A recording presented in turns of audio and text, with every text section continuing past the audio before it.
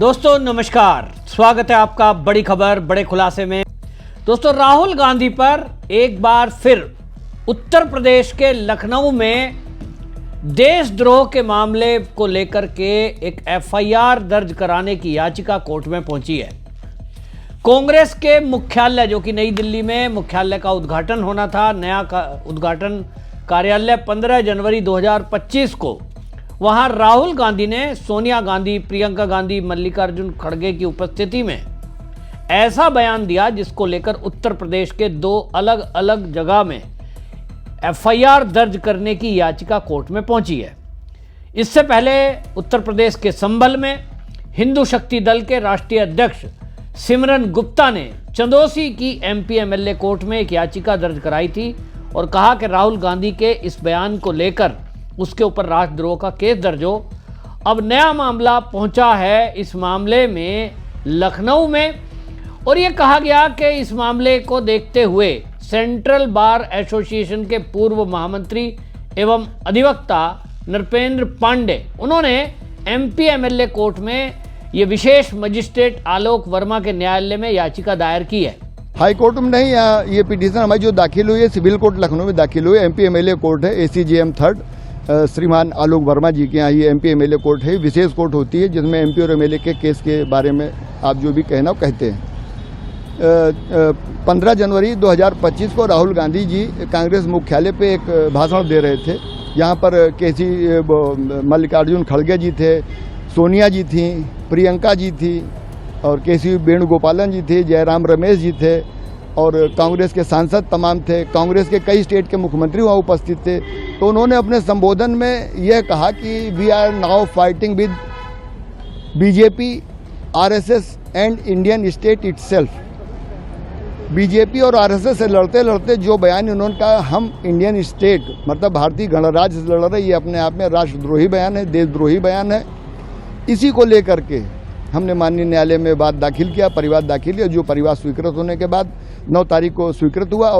उन्होंने कहा कि जो ये राहुल गांधी ने बोला, असल में राहुल गांधी ने अपने जो कांग्रेस मुख्यालय है उसके उद्घाटन पर यह कहा था कि मैं ये जो भारत राष्ट्र है इसके खिलाफ, आरएसएस के खिलाफ, बीजेपी के खिलाफ लड़ रहा हूं। इस मामले को सीधा सीधा अगर कोई व्यक्ति कह रहा है कि मैं भारत के स्टेट के खिलाफ लड़ रहा हूं, तो यह अपने आप में एक राष्ट्रद्रोह है। राहुल गांधी ने इस बयान पर कोई खेद प्रकट नहीं किया तो मामला बनता है। लेकिन एक सवाल है कि राहुल गांधी बार बार इस तरह के बयान क्यों देता है। ये पहला मामला नहीं है, जैसा मैंने बताया कि ये जो है जब भी देखिए माफी मांग ली आरएसएस का, गांधी हत्या से कोई लेना देना नहीं है, उसके बाद भी आरएसएस को टारगेट करना, देश विरोधी बयान देना। अभी आप देखिए, जैसे ही जो हमारा पहलगांव हमला भारत के अंदर कश्मीर में आतंकियों ने किया, उसके बाद भारत की सेनाओं ने जो हमला किया है उसके सीज फायर पर भी इसने इसी तरह की बयानबाजी की थी। भारतीय जनता पार्टी के जो राष्ट्रीय अध्यक्ष हैं जेपी नड्डा, उन्होंने बाकायदा इसको कहा कि 140 भारतीयों का अपमान राहुल गांधी कर रहा है। जिस तरह से सीज फायर को लेकर ये टिप्पणी करी जा रही है कि मोदी ने सरेंडर कर दिया। अब ये मोदी थोड़ा ही हवाई जहाज लेकर के लड़ने के लिए गया था, ना मोदी ने कोई मिसाइल चलाई है। फैसला हमारी फोर्स को करना था और ये फैसला फोर्स ने किया कब, कहां, कैसे हमला करना है, कितना हमला करना है और उस हमले के बाद कब जाकर के रुकना है। और दोनों डीजीएमओ की बातचीत के बाद, यानी पाकिस्तान का डीजीएमओ, भारत का डीजीएमओ की आपस में हॉटलाइन पे बात हुई। अब अमेरिका का राष्ट्रपति डोनाल्ड ट्रंप क्या कह रहा है उससे हमें मतलब नहीं है, लेकिन राहुल गांधी को उसी से मतलब है और उसी के बयान को पूरी कांग्रेस कोट करती जा रही है और गिनती गिन रहे हैं। अभी 25 बार कह दिया, अब देखो जी 40 हो गए। अब मैं देख रहा था आज ये गिनती 60 बार पहुंच गई है। एक विदेश का कोई चीन हो, अमेरिका हो, जिस देश से हमारा कोई लेना देना नहीं है, एक व्यापारिक रिश्ते हैं, उसके अलावा उसका हमारे देश में क्या इंटरेस्ट है। हमारे देश में ये इंटरेस्ट अमेरिका को हम देख ही रहे हैं कि पाकिस्तान हमारा दुश्मन है और वो पाकिस्तान को आर्थिक मदद भी कर रहा है, सैन्य मदद भी कर रहा है, उसको हथियार दे रहा है। तो हमारे भारत के पक्ष में ऐसा नहीं है कि अमेरिका को बहुत कोई हमारे साथ खड़े होकर आतंकवाद के मुद्दे पर हमारा साथ देना है। नहीं, उसको तो आतंकवाद बढ़ाना है, क्योंकि भारत को कमज़ोर करना है। ऐसे ही चीन है, चीन भी हमारा देश के दुश्मन पाकिस्तान को हमेशा साथ देता है, उसको हथियार, साजो सामान और पैसा दे रहा है। उसकी भी मंशा यही है कि भारत पनप न जाए। तो अगर कल को चीन का राष्ट्रपति कुछ बोल रहा है, उससे हमारे देश का क्या लेने देना? वो तो अपने देश की बड़ाई करेंगे। डोकलाम हुआ तो उन्होंने कहा साहब चीन के सैनिकों ने भारत के सैनिकों को पीट दिया। तो राहुल गांधी को इसको दोहराने की जरूरत थी क्या? राहुल गांधी हमारे देश का नेता है, सबसे पुरानी पार्टी है। राहुल गांधी को तो कहना चाहिए कि चीन का राष्ट्रपति झूठ बोल रहा है। हमारे देश के सैनिक शौर्य और हमारे देश के सैनिक शक्तिशाली हैं, उनकी शौर्य गाथा है, उनकी हिस्ट्री है, हम कभी किसी से पिट नहीं सकते। और ये झूठ है, बोलना तो ऐसा चाहिए। लेकिन राहुल गांधी वो भाषा बोल रहा था जो चीन का राष्ट्रपति बोल रहा है। अभी वो भाषा राहुल गांधी बोलता है जो अमेरिका का राष्ट्रपति बोल रहा है, और फिर पूरी कांग्रेस की इकोसिस्टम उसी बात को दोहराती है। ये बुद्धि और समझ से परे है। अब इसमें किसी कानून के दायरे में राहुल गांधी को बांधकर आप जेल में डाल भी दोगे तो क्या उसको जीवन भर जेल में रखा जा सकता है? उत्तर है नहीं। तो फिर जेल में भी डाला तो नहीं जा रहा है, और वो सुधरने वाला है नहीं। वो तो चाहता है कि मुझे जेल में डालें, क्योंकि राहुल गांधी कांग्रेस का एक फ्लॉप नेता है। कांग्रेस का संगठन पूरी तरह बिखरा हुआ संगठन है। पुराने लीडर सब छोड़कर जा चुके हैं, जो कुछ हैं वो वहां असहज हैं, और बस उघाऊ पार्टी चल रही है कि एक पार्टी है, पुरानी पार्टी है, थोड़ा चंदा वंदा आता रहता है, और उसी से राहुल गांधी का परिवार जो है, सोनिया, प्रियंका, ये सब का आनंद ले रहे हैं जीवन में। तो बस इसलिए राजनीति करनी है।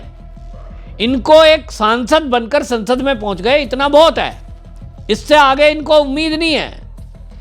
और इसलिए इनको लग रहा है कि सत्ता में तो ये फ्लॉप हो गए हैं, अब ये किसी देश में राजनीति में ये कोई सत्ता में नहीं आ सकते अब ये जीवन में, क्योंकि देश की जनता अब एक्टिव हो गई है, समझती है। अब इनके गरीबी हटाओ नारे के चक्कर में नहीं आती जनता। ये कहते हैं साहब बेरोजगारी हटाएंगे, अब जनता समझती है कि 70 साल आपने राज किया, तब क्या किया बताओ हमें। इंफ्रास्ट्रक्चर कांग्रेस का क्या है, वो 70 साल में लोगों ने देखा। जितनी मोदी ने 11 साल में काम किए, वंदे भारत एक्सप्रेस चल गई, कितनी ट्रेनें हाई स्पीड चल रही हैं, रेलवे बने, हाईवे बने, कितने ही मेडिकल कॉलेज, IIM, एम्स बना दिए। राहुल गांधी कांग्रेस के समय में तो नहीं था। तो इसीलिए कांग्रेस के समय में जो विकास नहीं हुआ लोग समझ रहे हैं, और इसीलिए देश की जनता कांग्रेस को नकार चुकी है।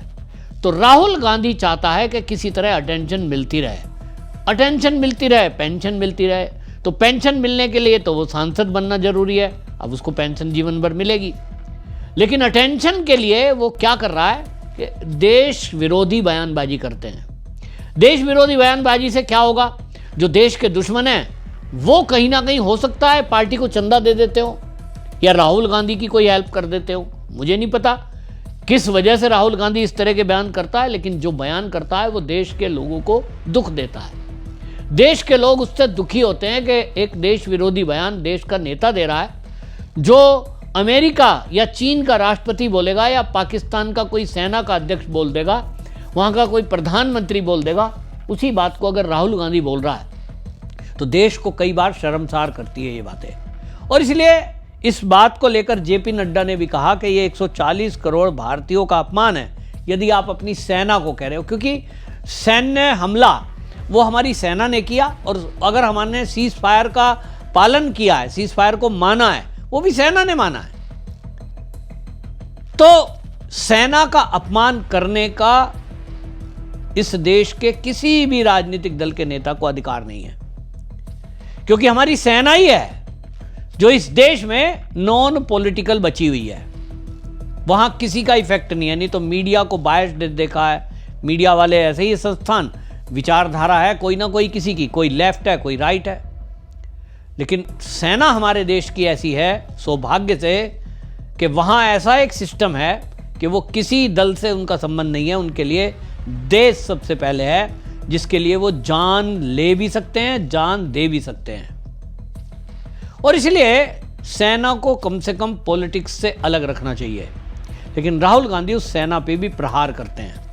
कभी सर्जिकल स्ट्राइक पर सवाल उठाएंगे, कभी एयर स्ट्राइक पर सवाल उठाएंगे, कभी सुरक्षा के मुद्दे पर सवाल उठाएंगे, कभी कहेंगे घुसपैठिए तो बीएसएफ की वजह से घुस रहे हैं, बीएसएफ तो केंद्र के अधीन है। अरे भाई, बीएसएफ केंद्र के अधीन है, बीएसएफ अपना पहरा दे रही है, लेकिन सवाल तो यह है कि 70 साल कांग्रेस ने शासन किया, आपने बाड़ेबंदी क्यों नहीं की? आपने बॉर्डर को खुला क्यों छोड़ा? पंजाब का बॉर्डर, राजस्थान का बॉर्डर तो चलो वहां तारबंदी हुई है, लेकिन आप सोचिए पूरा नॉर्थ ईस्ट, वहां कोई इंतजाम इन लोगों ने नहीं किया।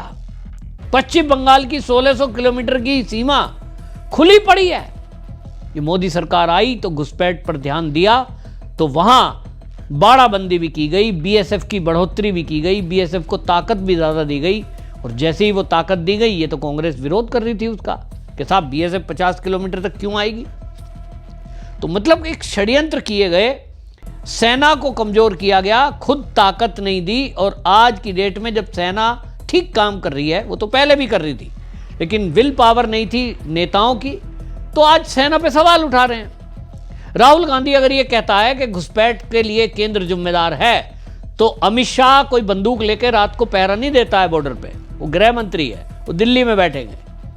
काम तो बीएसएफ को करना है बॉर्डर पे, तो आप बीएसएफ का अपमान कर रहे हैं। इसका मतलब आप ये कह रहे हैं कि बीएसएफ कोई काम नहीं करती, जबकि बीएसएफ ने मोदी के शासनकाल में जो रिजल्ट दिया है, रिकॉर्ड ड्रग को पकड़ा है, आतंकवादियों को पकड़ा है, घुसपैठियों को पकड़ा है, अपनी जान को जोखिम में डालकर पकड़ा है। तो ऐसे में राहुल गांधी को बयान देने से पहले 100 बार सोचना चाहिए कि कम से कम ऐसा बयान ना दे जो देश के नुकसान में हो, जो सेना के अपमान में हो, और अगर वो करेंगे तो भुगतेंगे। अब आपको बता दूं कि जिस तरह का ये 2 एप्लीकेशन गई हैं, अब इसमें मुझे लगता नहीं है, क्योंकि राहुल गांधी का नाम आते ही जो जज हैं कोर्ट के, वो पता नहीं ऐसे है जो जाते हैं, क्योंकि बड़े बड़े वकील सामने खड़े होते हैं, और जितना बड़ा नाम उसके कारण से फैसले फिर उसी हिसाब से होते हैं। हम तो देखते हैं कि राहुल गांधी को मोदी कम्युनिटी वाले मामले में सजा पे रोक लगा रखी है, नहीं तो वो सांसद भी नहीं होता। तो सुप्रीम कोर्ट तो राहत देने के लिए बैठा है इन बड़े बड़े लोगों को, ऐसा दिखाई देता है। देखते हैं इस मामले में अब क्या होता है। और अगर इस मामले में सही में, कानून के जानकार वकीलों का कहना यह है कि यदि सही से इस मामले में सुप्रीम कोर्ट सुनवाई कर दे, तो तत्काल आपको बता रहा हूं, राष्ट्रद्रोह की धाराओं में केस दर्ज होगा और राहुल गांधी की सदस्यता भी जाएगी, जो संसद सदस्यता है। लेकिन मामला वही है, प्रतीक्षा में है, न्यायपालिका है। न्यायपालिका देखते हैं न्याय करती है, लोगों को निराश करती है, या राहुल गांधी के खिलाफ कार्रवाई करती है। आपको दोस्तों क्या लगता है, कार्रवाई होगी, राहुल गांधी जेल जाएगा? अपनी राय जरूर लिखिए, वीडियो शेयर करिए। वंदे मातरम।